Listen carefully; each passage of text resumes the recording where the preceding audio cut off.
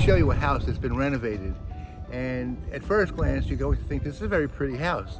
This is a home that's going to sell in the $460,000 to $475,000 range. And what I'm about to show you is why you should never be renovating a home if you have no experience in construction, you don't know how things should be. This is when you do things without a mentor, without a coach, without an experienced partner. Come, let me show you some things outside first. Let's walk around the side of the house. Okay, so here we are at the front of the house, and look at these columns. They've rotted at the bottom, and they didn't take care of it. They painted, and this is supposed to be a finished product, the way it is down here. See? All right, now follow me around the side over here. So the front of the house, we have brick, which is fine. They painted it, that's all fine. Not a problem there. But the problem is, come, let me show you around here. The side of the house has T111 siding. So there must have been a piece that was rotted behind the air conditioning system over here.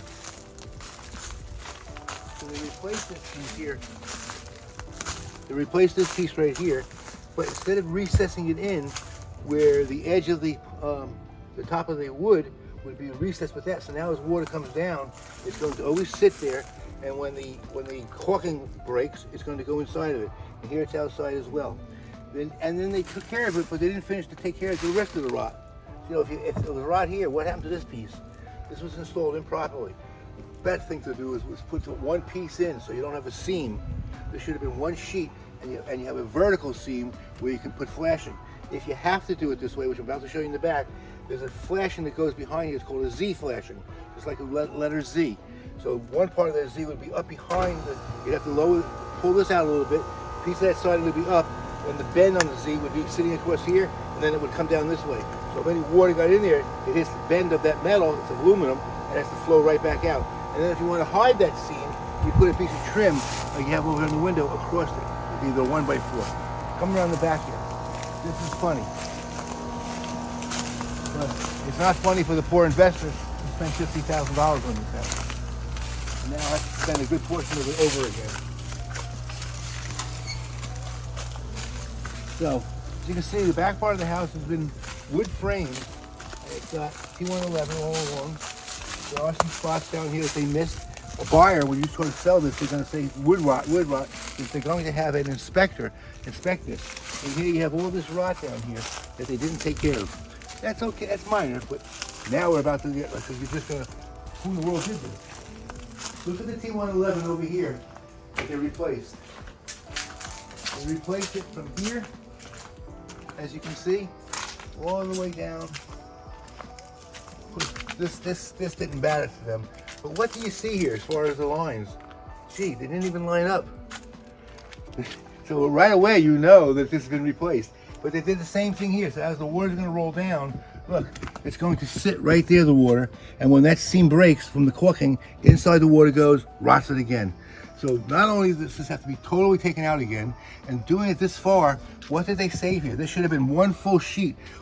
Why would you save 4 inches over here? Why wasn't this just a longer piece? Then they wouldn't have this seam. Same thing here. Should have went straight up. You wouldn't have this seam.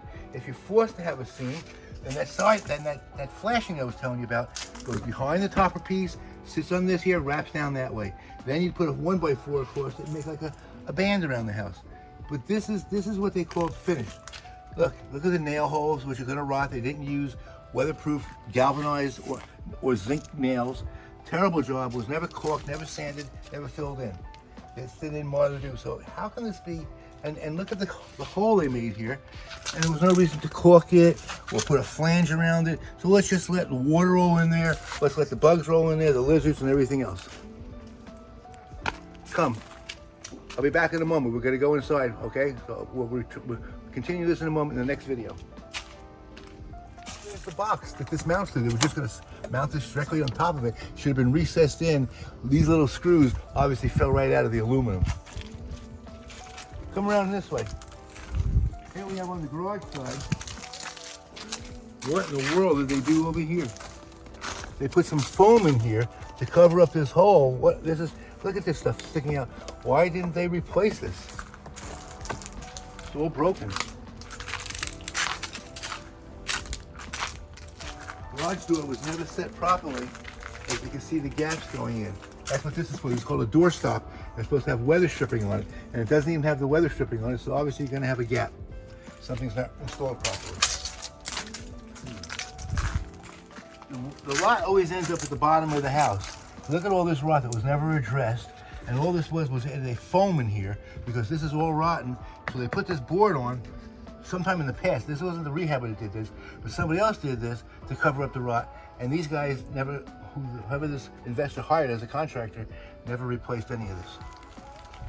And wood rot is the first thing that's going to scare off your retail buyer. Any retail buyer is going to have a home inspection, and the home inspector wouldn't be worth anything if he didn't point out the simplest things that I'm showing you. Come inside.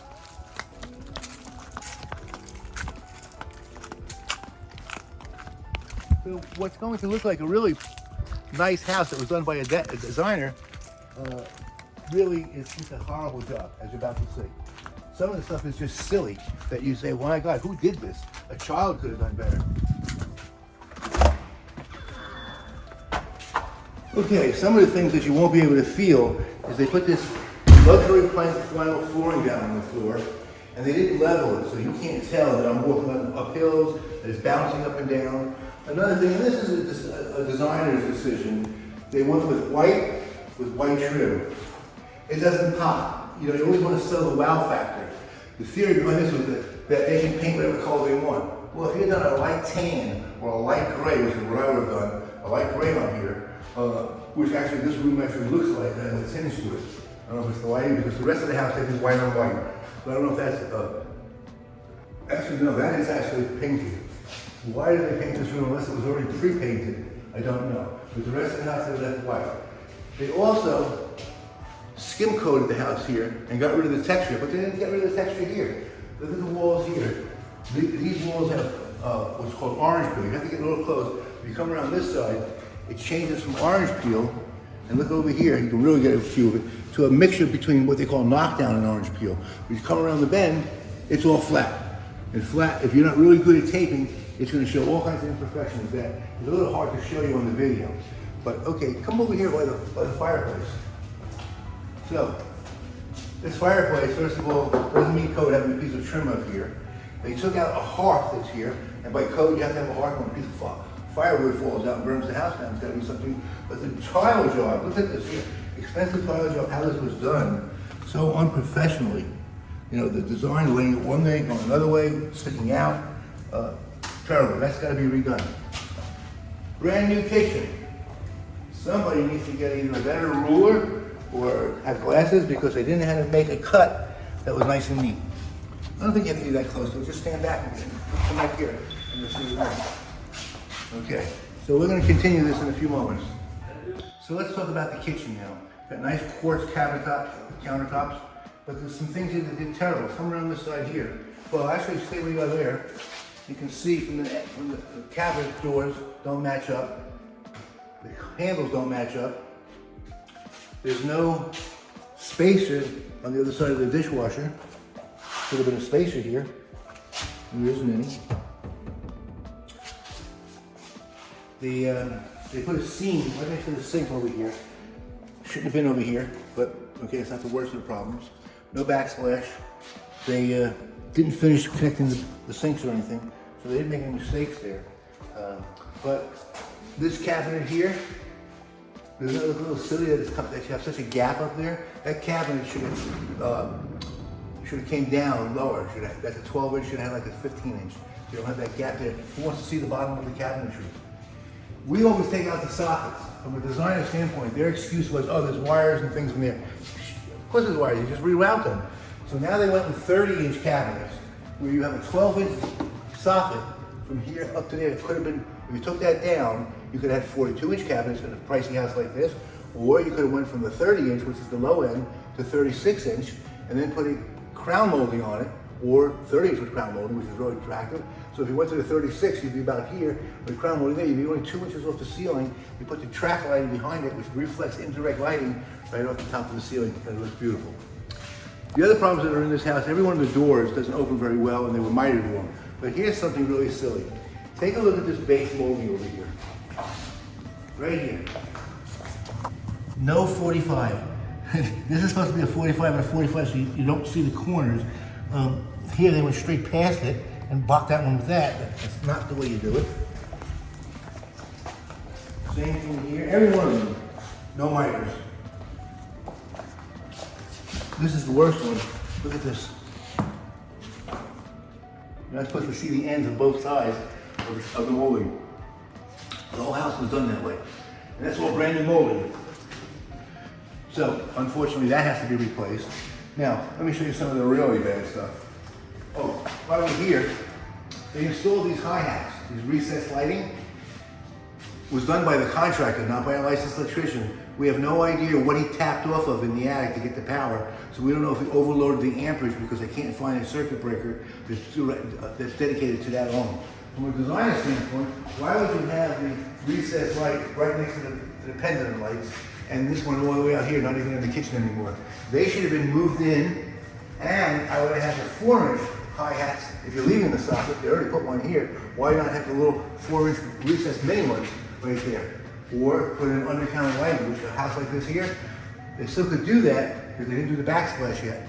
And if you really want to get the wow factor, the kitchen is the most important room in the house. You don't skimp in the kitchen, ever. You want to sell it. So they still can grab electricity from one of these spots here and run the undercounter lighting. But this is so poor. If this was finished, this is just you can't really see the imperfections in the camera. So problems, as you can see, and it was not done by a licensed electrician. This should have been a smoke detector over here. There was only 2 smoke detectors originally in the house. One here, and there's one in the hallway over here. And that light, which is hanging crooked, you can't even shut it off. It's on a 3-way, they didn't wire it right. So you have to shut the circuit breakers off to shut somebody's lights off in this house. So, here's the other smoke detector. What good is that when you paint it over it? Doorbell hanging loose, wasn't replaced. When you mortise the hinges into a door, there should be a 1/16 of an inch of meat left here, not taking it all out. I mean, they didn't even bother to sand it. At least could have made a nice curve to it or something. Instead of just childish looking, made it too big. They didn't know what they were doing when they did this. Now, this is the coupe de vie, unbelievable. All right, so you take a look at that bathtub. You see anything wrong with it? There was a shower in here before. It's raised up 5 inches off the ground. And that's because they didn't have a licensed plumber in here who didn't know how to cut the concrete. We're on a slab here in Florida, and the T-trap, in order to have it work, has to have a trap underneath it, which would have went under the concrete. But let's look a little further. Somebody didn't know what they were doing. So here you have a trim plate, which belongs. Here's another trim plate, because somebody they probably made a mistake on the tile here, so they put a hot, cold, they put that as the trim plate, and they have a sheetrock screw showing over there. But that's not the minor part. Now let's take a look at the tile work. So this piece here is called the flange, the tub flange, tile flange. You put screws in it, which they did, but certainly don't want to see exposed screws. But the tile is supposed to come down over it. That's why it's called a tile flange. The way they did it, the water rolls here, it goes into here, and that's not a hole. Here they put grout. Here they put clear silicone. They got dirty on them, and it just looks terrible.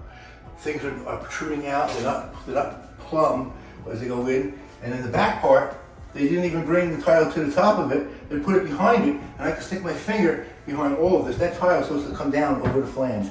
So if you bring the camera and look down in here, a little bit you can see I can put my finger in there, and all they did was fill it with clear silicone, which is going to move. Things expand at different temperatures.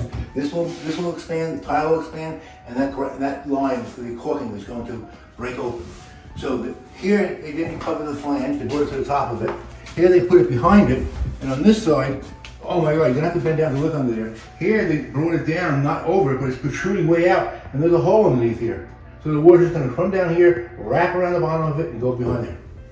So what has to happen is this toilet, and look at this here. They put metal trim on, right? So, but look at the size of the gap that they left here because they didn't cut the tile properly, so they filled it in with grout, where this tile is supposed to go inside the metal as a trim. They just destroyed it. Didn't know what they were doing. Probably the first tile job they ever did. When you come around this side, why do we have small cut pieces on the bottom? Never put small pieces on the bottom, whether it's a backsplash for a kitchen or here. That goes on top where your eyes don't see it. And these pieces stick out. Some of them stick out more than others. It just was a terrible job. So unfortunately, all this expensive polished porcelain tile has to be stripped off. It will not be salvageable. It's all going to be done. Toilet has to be removed. Plumbing may have to be adjusted. We don't know until we get in there. It's certainly in the drain. Look what they did over here. I mean, it's just, here you have a flange, the rubber flange. It's not even in there, so that means it's not in the top there. And if water goes in there, it's going in there because the flange is not even behind the chrome piece. Okay, let's go into the master bathroom. This one's really hysterical. So that one had a bathtub, and had a shower, and they changed it to a bathtub. This one had a bathtub, and they changed it to a shower. How do we know that? How do you turn on the shower? Shouldn't it be about here? I know I'm a tall fellow, but still nobody's turning on the shower from down here. It was a bathtub height, they never changed it. Same problems you have here with the tile, where they didn't cover up the flange. So here you see the flange here. This is really funny. Here they did it the right way, except they used small pieces down here, which looks terrible because they're not even flush. Look, bang my hand on it. Here they didn't. They kept it above it. And here's the flange, and then they filled in with this nasty caulking over here, this grout. They made like a bubble, right? So, and then you go to the back side. They did that properly here, right? Here they went way past it over here. They didn't know what to do. And that was their nice miter job that they did, right? It looks terrible. It looks like it's already been rotting. All this has to be removed. And then this is a $460,000 to $480,000 home. You don't put acrylic bases in a $460,000 in the master bathroom. Then look how when I'm standing on it, how it's going up and down. When you put an acrylic base in, you either put sand, mortar, something underneath it to give it support.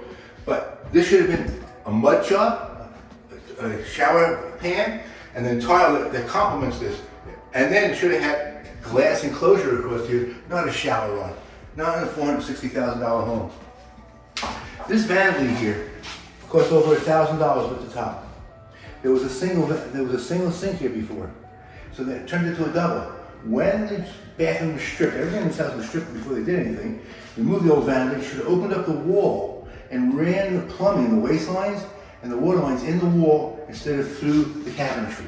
So they took these drawers here and they cut them. Look, they cut the back off, and the reason they did that is to get the plumbing, which you might be able to see from over here, to go through. And look at the size of that hole. The other thing is, you see this elbow right here? This is not drainage piping. That's a sharp 90 degree. In drainage, it's called DWV, it's drainage and vent, and they have what we'll call more of a sweep. You never make a tight turn, so this is a source of getting a blockage all the time. This is pressure PVC, and you don't mix the two together. And then look at the side, right side, what they did to the vanity, the size of those holes that they just tore it apart. Nothing nice and neat, not a nice round hole. I mean, just hacking at it. And that's an expensive vanity. So now, unfortunately, both bathrooms have to be stripped down to the walls again. They also didn't take out the soffit above there that the owner asked them to do, and there was, again, wires. So obviously, in the bathtub, where they raised it up, as you saw when I stood in there, there's no room. It's just unbelievable, the things. And like I said, I'm not pointing out all the carpentry, all the bad things that were done in this house. I just wanted to show you some of the major things. Those are major. And it cost us, unfortunately, this investor a fortune. They won't make any profit on this house. Matter of fact, they'll lose. You need to work with an experienced partner to do fix and flips. You can get hurt in other parts of real estate as well. If you don't know what you're doing, getting a mentor, listen, the best football players, the best basketball players, best coaches, I mean, everybody works with a coach and a mentor. Why would you think it would be any different to go into real estate when you've never done it before? Please don't do that. This is what you'll end up with. Thank you very much. Barry Sandhouse signing off.